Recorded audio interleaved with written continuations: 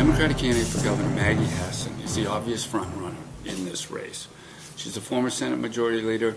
She's got more money than Jackie Cilley, the other major Democratic candidate, also a former state senator for Barrington. She's got more establishment support. She had Bill Clinton come up and raise money for her.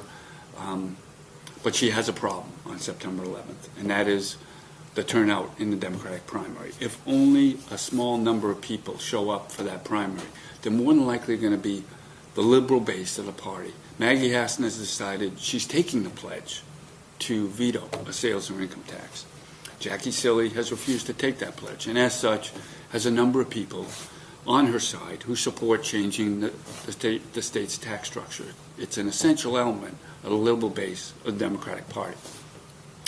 But as former Democratic Chairman Kathy Sullivan and others will constantly remind folks, is that every time the Democrats have put up a pro-broad-based tax candidate for governor, they've done badly and lost. Maggie Hassan's challenge really is to try and create momentum and get people interested in this race. And so how do I do it? Well, bringing Bill Clinton certainly helped. Getting the National Education Association in New Hampshire to recommend her candidacy is a help as well. Jackie Cilley has a number of prominent public employee unions behind her, the firefighters, the state workers, the correctional officers in the prison, and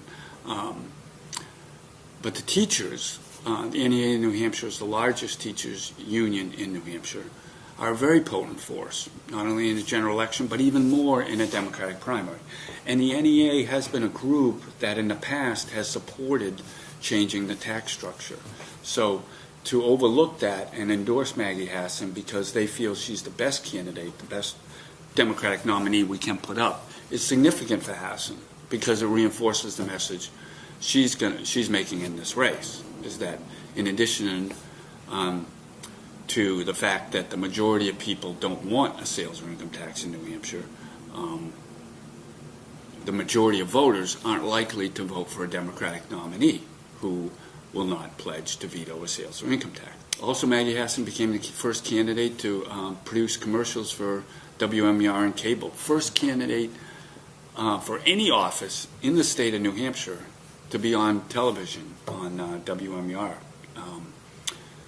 We know she's already raised more than $700,000 in this race, a significant amount, and I think these ads going on at this time is part of what I was talking about, is really in an ideal world, certainly, if Maggie Hassan thought, I can win this primary without spending a lot of money and save it for this general election that's going to be expensive and difficult against the Republican nominee, I'd like to do that. But she can't afford to do that.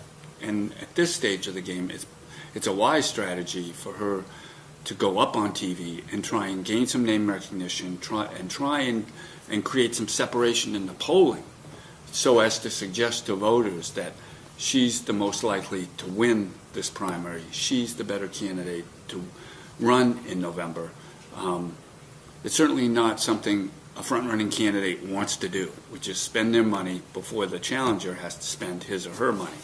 But in this case, it probably makes sense.